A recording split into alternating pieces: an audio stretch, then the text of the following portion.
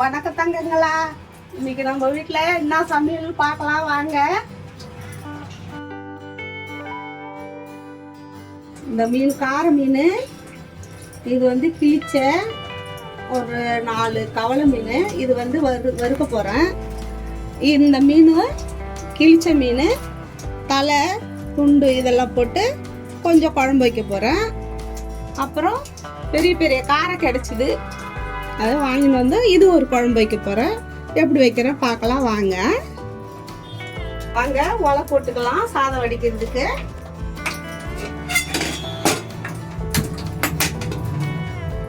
ஒலை போட்டாச்சு. இப்போ மீன் குழம்பு தாளிக்கிறதுக்கு சட்டி அடுப்புல வச்சாச்சு. பற்ற வச்சுக்கலாம் அடுப்பை. குண்டான போட்டுக்கலாம். குண்டா காயட்டும். அதுக்குள்ள நம்ம குழம்பு ரெடி பண்ணிக்கலாம். குழம்புக்கு மஞ்சத்தூள் போட்டுக்கலாம், ஒரு 1/2 ஸ்பூனு. 4 ஸ்பூன் மிளகாத்தூள் போட்டுக்கலாம். இது காரம் கம்மியாக தான் போடணும், ஏன்னா பூண்டு மிளகெல்லாம் நசுக்கி போடுவோம். அதனால ஒரு 3.5 ஸ்பூனு கூட போட்டுக்கலாம். இது இப்போ அப்படியே கரைச்சிக்கலாம்.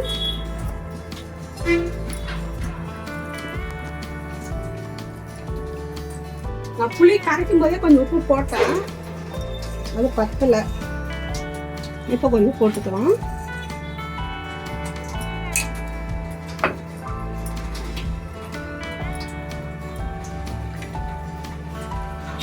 இது அப்படியே ஒரு பக்கம் வச்சிடலாம். இப்போ கார மீன் குழம்புக்கு நல்லெண்ணெய் தான் தாளிக்க போறேன். நல்லெண்ணெய் ஊற்றிக்கலாம், நல்லா இருக்கும் கார மீன் குழம்பு. ஒரு 4.5 ஸ்பூன் இருக்கும் ஊற்றிருக்கிறேன். மீன் குழம்புலாம் கொஞ்சம் தாராளமாக எண்ணெய் இருந்தால் தான் நல்லா இருக்கும். அதனால வடவும் போட்டுக்கலாம். எண்ணெய் காஞ்சிது, அந்த வடவும் போட்டாச்சு. வடவும் பொரிஞ்ச உடனே வெங்காயம் போட்டுக்கலாம். செவக்கணும், செவந்தால் தான் நல்ல வாசனையாக இருக்கும். ஒரு சிலவங்க அப்படியே உடனே வெங்காயத்தை போட்டுருவாங்க. அப்படி இல்லை, நல்லா வடம் செவரணும். தீஞ்சதுனால பரவாயில்ல, நல்லா வாசனையாக நல்லா இருக்கும். நல்லா செவரட்டும். கருவேப்பிலை போட்டுக்கலாம்.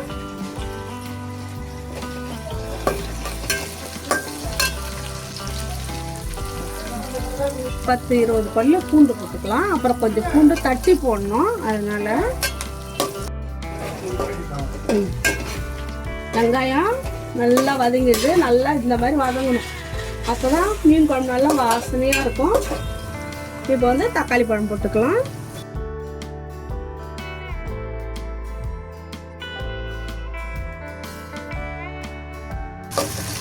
அது வதங்கட்டும். வதங்கிறதுக்கு கொஞ்சோண்டு உப்பு போட்டுக்கலாம். தக்காளி பழம் குழைய வதங்கும் அப்போதான், அதனால. நல்லா பொடியாக இருந்தாச்சு தக்காளி பழத்தை, வதங்கிடும்.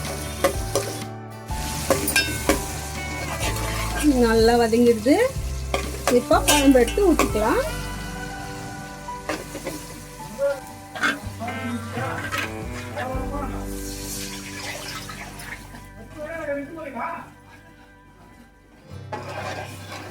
கொஞ்சம் தண்ணி ஊற்றிக்கலாம்.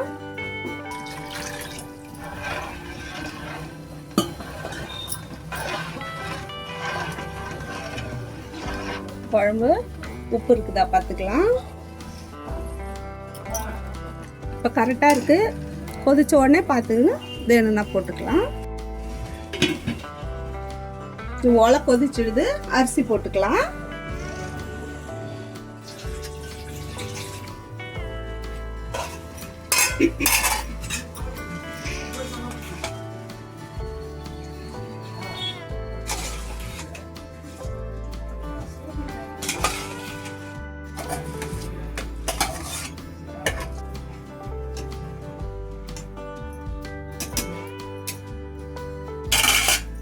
மூடி வச்சுக்கலாம்.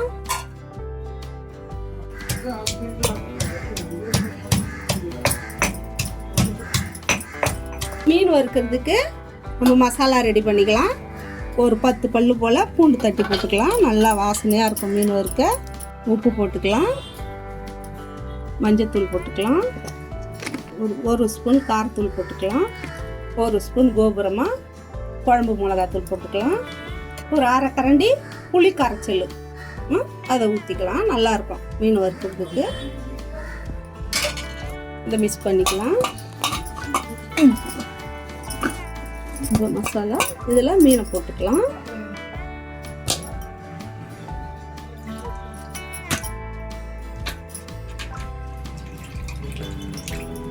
பார்த்து பொறுமையாக இது பண்ணணும். கையில் முள்ளு குத்தாத பொறுமையாக பண்ணணும். முள்ளு குத்திரும் கையில். பார்த்து பொறுமையாக கிண்டணும். கார மீன் 2 கடை போட்டிருக்கேன். கிழிச்ச ஒரு 4 போட்டிருக்கேன். இது கவலை, பனங்காவலைன்னு சொல்லுவாங்க, அது ஒரு 4 துண்டு போட்டிருக்கேன். அப்புறம் அதை தலை எல்லாம் துண்டெல்லாம் போட்டு கொஞ்சோண்டு வறுத்துருக்கு. இது அப்படியே ஊறட்டும். நம்ம வந்து சாதம்லாம் வடிச்சிட்டு அப்புறம் லாஸ்ட்டாக வறுத்துக்கலாம்.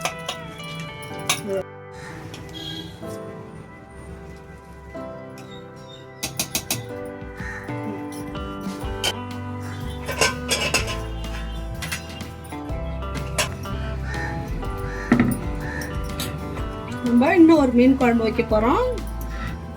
அதனால் இந்த அடுப்பில் இதை மாற்றிட்டு, இது கொஞ்சம் சீராக எரியும், அதனால் இதில் மாற்றிட்டு அந்த அடுப்பில் நம்ம அந்த மீன் குழம்பு தாளிச்சிக்கலாம்.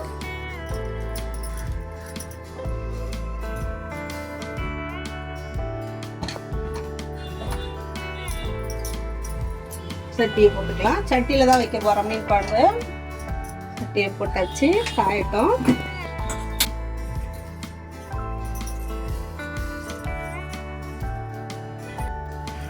சட்டி காஞ்சிடுச்சு. இப்போ நம்ம எண்ணெய் ஊற்றிக்கலாம்.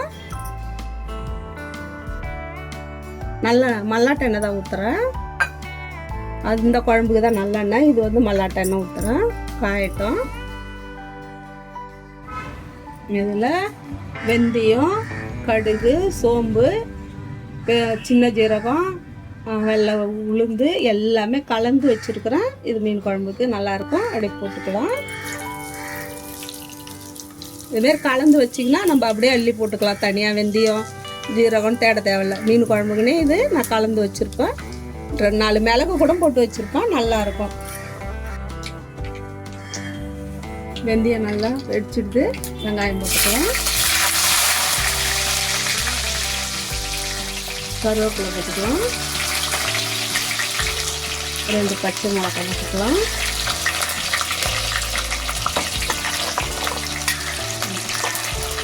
பச்சை பண்ணி பூண்டு போட்டுக்கலாம். இது நல்லா வதக்கிக்கலாம். இப்போ நல்ல வாசனை இந்த வெந்தயம்லாம் சூப்பராக. சாதம் வந்து வச்சிடலாம். வெளியே வந்து சாதம் இது வதங்கட்டும். அதுக்கு நம்ம சாதம் வச்சுட்டு இருந்தோம்லாம்.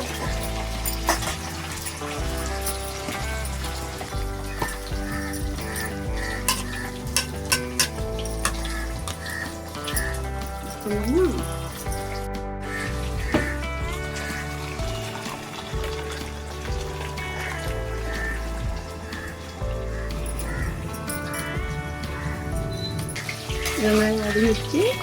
இப்போ தக்காளி போட்டுக்கலாம்.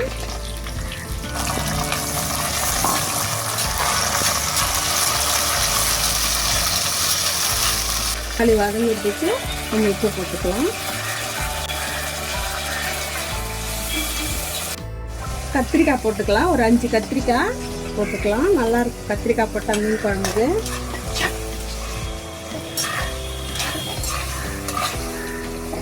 இது நல்லா வதங்கணும். வதங்கின அப்புறம் மஞ்சத்தூள், மிளகாத்தூள் எல்லாம் போட்டுக்கலாம்.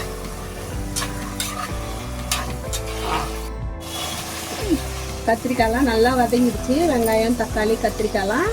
இப்போ வந்து மஞ்சத்தூள் போட்டுக்கலாம். 1 ஸ்பூனு.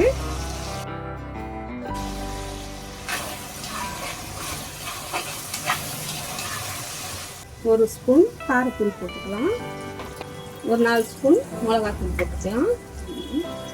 2 3 4 ஸ்பூன் மிளகாத்தூள், குழம்பு மிளகாத்தூள்.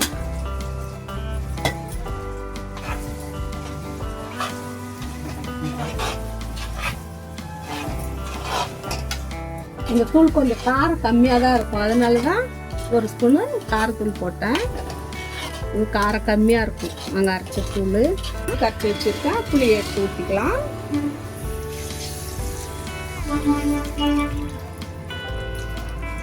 புது புளி தான், அதை வெள்ளையாக இருக்குது.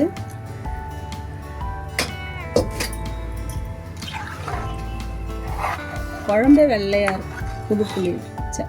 இதுதான் கொஞ்சம் பழைய புளி கொஞ்சம் கலந்துக்கணும். நான் வந்து இன்னைக்கு அப்படியே வெறும் புது புளியிலே வச்சுட்டேன்.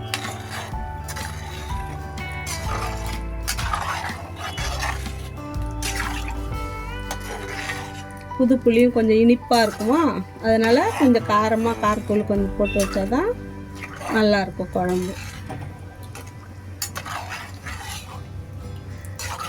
உப்பு பார்த்துக்கலாமா? உப்பு கொஞ்சம் கம்மியாக இருக்குது, உப்பு போட்டுக்கிறேன்.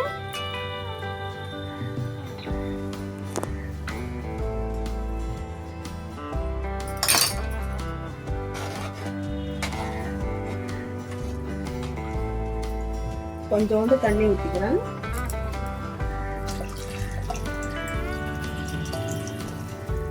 நல்லா கொதிக்கணும்ல, அப்போதான் அந்த மிளகாத்தூள் வாசனையெல்லாம் போகும். தண்ணி கம்மியாக வச்சுட்டோம்னா குழம்பு சுண்டி போயிடும், கொதிக்காது. அதனால தான் மிளகாத்தூள் வாசனை வரும்.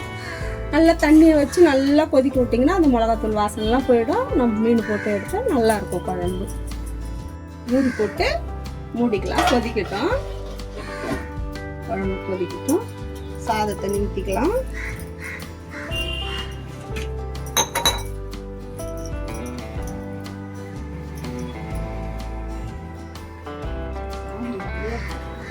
இப்போ கார மீன் குழம்புக்கு கொஞ்சம் மிளகு, கொஞ்சம் ஜீரகம், கொஞ்சம் பூண்டு நல்லா தட்டி மீன் போடும்போது அது கூட சேர்த்து போடணும். போட்டால் நல்லா இருக்கும். போட்டுக்கலாம்.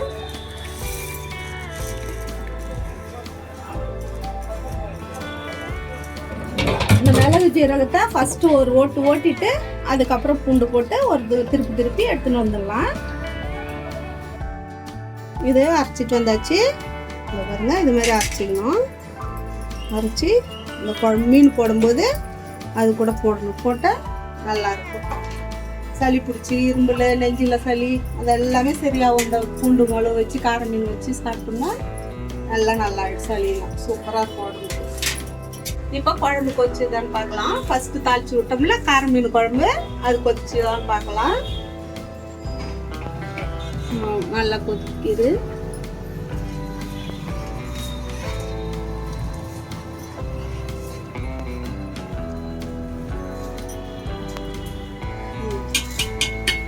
கொதிச்சுது. இப்போ மீன் போட்டுக்கலாம்.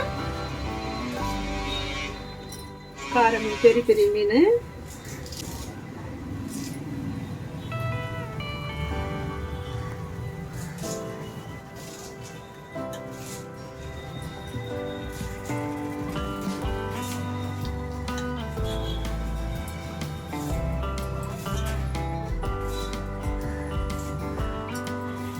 நாங்கள் கடலோரத்துலேயே போய் வாங்கிட்டு வந்தோம். கடல் எங்கள் வீட்டுல பக்கத்துலேயே கொஞ்சம் தூரம் கடல், அங்கேயே பிடிக்கிற இடத்துல போய் வாங்கிட்டு வந்தோம். நல்லா ஃப்ரெஷ்ஷாக இருக்கு மீன்.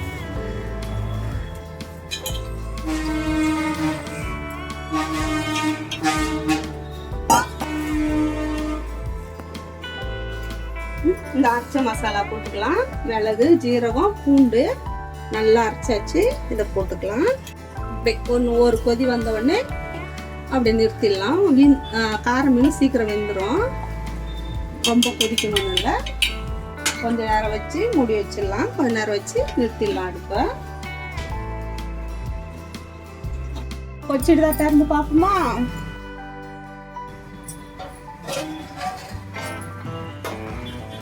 நல்லா கொச்சிடுது.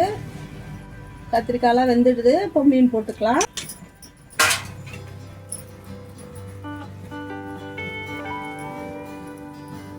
மீன் கழுவுனா இது மாதிரி தண்ணியில் போட்டு வைங்க.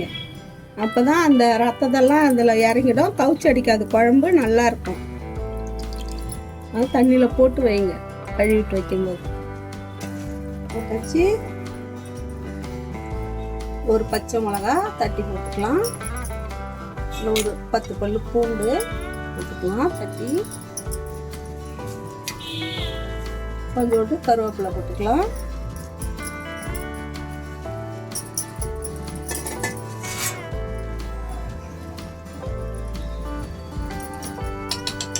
அவ்வளோதான், கொதிக்கிட்டோம், மூடிடலாம். ஓகே, பார்க்கலாமா? நல்லா கொதிச்சிடுது. இப்போ வந்து ஒரு 5 பல்லு பூண்டு தட்டி போட்டு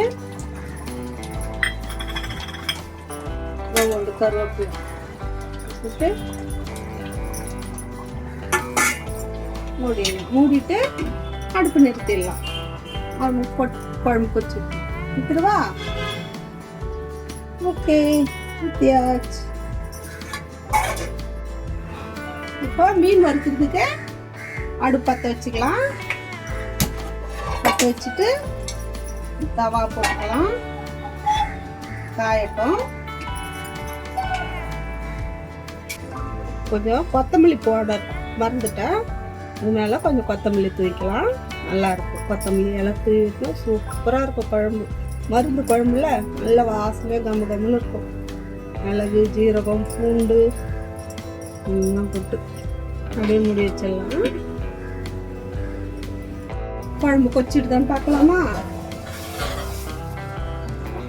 நல்லா கொதிக்குது. நல்லா கொஞ்ச நேரம் தான் நிறுத்திடலாம். இப்போ மீன் வறுத்துக்கலாமா? எண்ணெய் ஊற்றிக்கிறேன். வாசக்கல்லில் எண்ணெய் ஊற்றிட்டு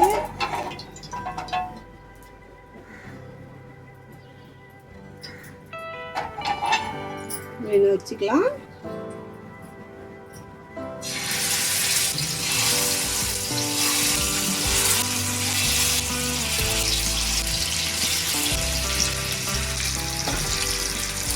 இப்போ முட்டை பொடி மாஸ் பண்ண போகிறோம். அதில் வானல்ல எண்ணெய் ஊற்றிக்கலாம். கொஞ்சோண்டு ஜீரகம் போட்டுக்கலாம். வெங்காயம், பச்சை மிளகா, கொஞ்சோண்டு கொத்தமல்லி பொடியாக இருந்து வச்சுப்போம். அப்படியே போட்டுக்கலாம்.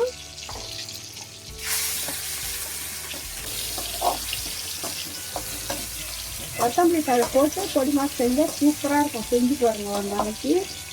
நல்லா இருக்கும் வாசனையாக. அது ஒரு நாள் இந்த மீன் முட்டையோடைய கவுச்சி இல்லாமல் புதினா வாசனையும் நல்லாயிருக்கும். செஞ்சு பாருங்க. வெங்காயம் வதங்கிறதுக்கு கொஞ்சம் உப்பு போட்டுக்கலாம்.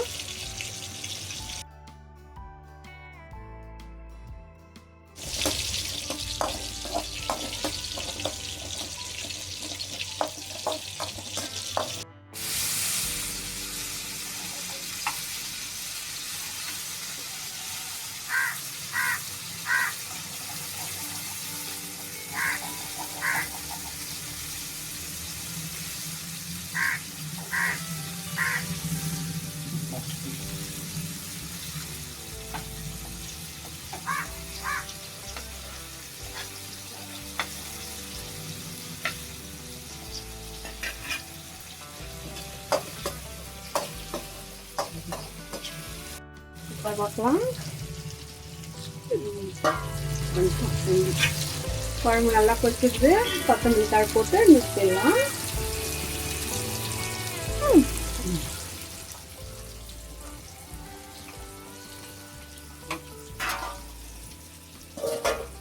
அவ்வளோதான், குழம்பு முடிஞ்சுது.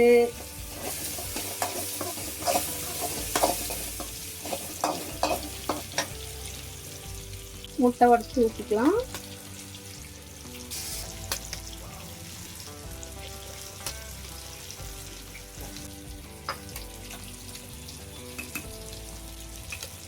முதல் வெங்காயத்துக்கு உப்பு போட்டோம். இப்போ இந்த முட்டைக்கு கொஞ்சம் உப்பு போட்டுக்கலாம்.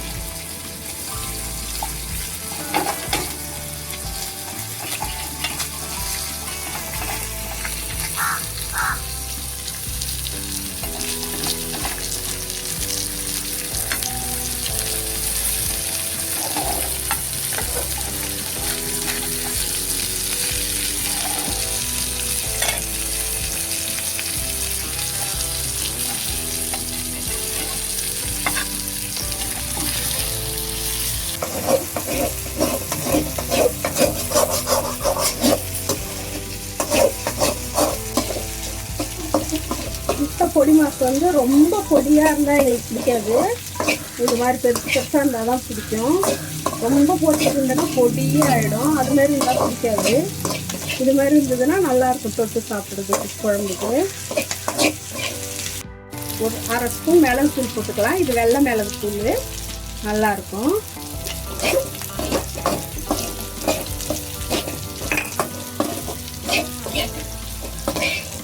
பொடி மாசு ரெடி.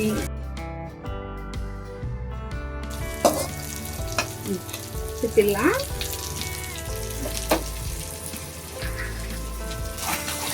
மீனும் ரெடி. கொஞ்சம் பூண்டு அதிகமாகிடுது, அதனால கல்லில் ஒட்டிக்கலாம்.